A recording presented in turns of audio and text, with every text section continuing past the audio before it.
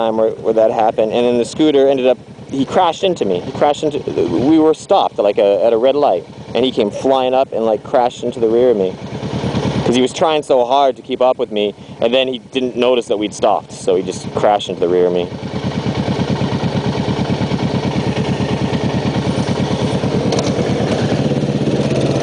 And then, yeah, and that was an interesting story. I wasn't vlogging back in those days. If I was, you guys would have heard of, there would have been like 30 different videos on that crash, because turned out he was the son of a police chief, and because of that, he decided not to pay me a single penny for ramming into me while I was stopped at a red light. And he had no helmet on, no shoes on. He was like just trash. He was trash. Riding along on a beat-up scooter with no helmet, no shoes, while like smoking, and you know, a group of expensive, nice motorcycles passed him, and it hurt his pride, so he like gunned it and was chasing after the group of us. And then he caught up with us just in time to crash into the rear of us because we were stopped at a red light. And then, yeah, and then he refused to pay me like a penny. And I met his father, the police chief. Just absolute piece of shit. He saw that I was a foreigner, and he's like, oh, don't pay him, he's a foreigner, there's nothing he can do. What can a foreigner do? And then he sent cops to my workplace to try to see if like my work wasn't legal or not, and to hassle me. Like he sent like cops. There's a Freudian slip. He sent cops to like rough me up.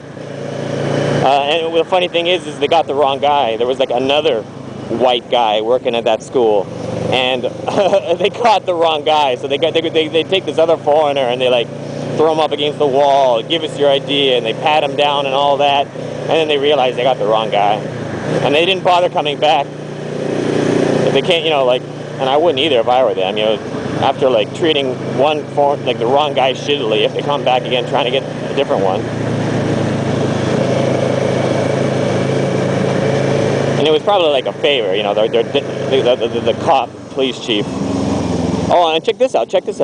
Another true story, you know. And there's people that actually defend police. And I remember I have one video called Taiwan Police. Not a very interesting video, but I badmouth Taiwan police a lot in it. And there were so many comments by Taiwanese people, mostly Taiwanese people, I'm guessing, defending the police and saying they're not bad, and I'm biased, and you know, what do I know? I know a lot. Okay, that's the answer. Anyways, and I'm letting that guy get away. I'm talking a mile a minute here. I'm just riding casual. What was I saying? Yeah. You got all these people like trying to defend. What did the police chief do? He went to the police station that recorded the accident. Like, police showed up and they took pictures and did measurements and all that kind of stuff. Even though it's a clear cut, it's pretty freaking obvious who's at fault. I'm stopped at a red light and he ran into the back of me. I got a picture of the accident. I could put that up.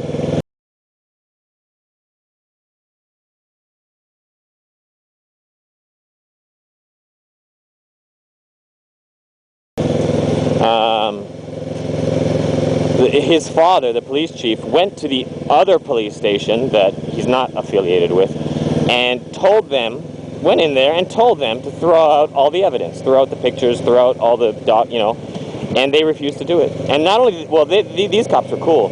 Not only did they refuse to throw away the evidence, they told me that he did that. They said, yeah, his father came in here and told us to throw it all away, but we told him no. And then they actually helped me out a little bit more too. They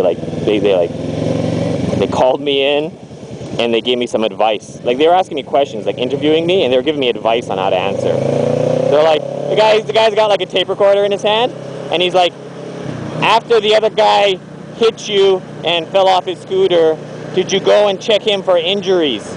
You know, and the obvious answer to that question is no. Who gives a fuck about the fat fuck that just crashed into me? You know, I'm busy checking my bike. But he's like, did you go and check him for injuries? And he starts nodding his head at me. He's like, say yes, you did. So I'm like, yes, I did. I went up and asked, are you okay? You know, like, it was funny. He was like coaching me through the interview. But yeah, no, well, Actually, he didn't even fall off his scooter. He rammed me, and I was at a dead stop, and I wasn't, I only had 1 foot on the ground. I wasn't expecting to get rammed, and my bike fell over. So I was like busy picking up my bike, and he didn't even, I don't even think he fell off his scooter. He cut his knee. I think he cut his knee on my rear right passenger peg. And then check this out. I kid you not. I had like a lawsuit in progress against him for damages, and he started up a counter lawsuit for physical injury. He was trying to sue me for cutting his leg on my passenger peg when he rammed me from behind at a red light. And he was wearing shorts, of course. He crashes into me behind, I'm stopped at a red light, and he sues me because he cuts his leg while doing it. And of course oh yeah, I remember what happened. People told me, they're like, oh, that he's not really suing you because no one, he couldn't possibly win. He's just doing that to scare you. He's just doing that to give you hassle. And then, sure enough, when the first court day came for his lawsuit, him suing me for his cut knee, when that day came,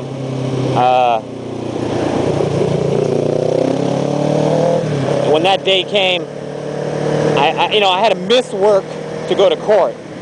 So I miss work, I go to court, he doesn't even show up. So the judge is there, or whatever the guy is. It's like, I think it's like before a judge. It's someone who decides whether the charge is serious enough to be seen by a court or not. First he decides, he kind of like sees if he can just settle it through talking, and then if he can't, he decides whether or not it's worth a judge's time, like that. So I guess he's what's that word? He's a mediator. That's the best I'm gonna come up with. He's some kind of mediator or something like that. And I really need to watch my speed because I've gotten a few speeding tickets along this road in the past.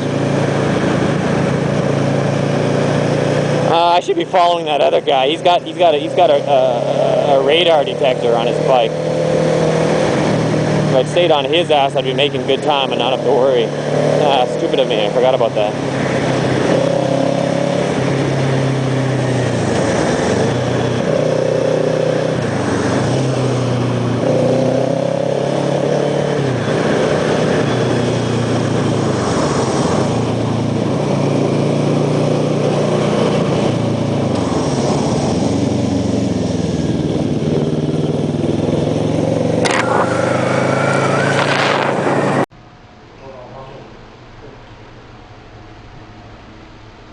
What the fuck are you looking at?